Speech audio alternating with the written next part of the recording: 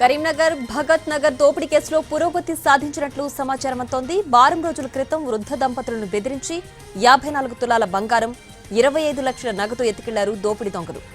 అయితే దోపిడీలో ఇంటి దొంగలు ఉన్నట్లు గుర్తించారు. మీరట్ కేంద్రంగా ఈ దోపిడీకి స్కెచ్ చేసినట్లు తెలుస్తోంది.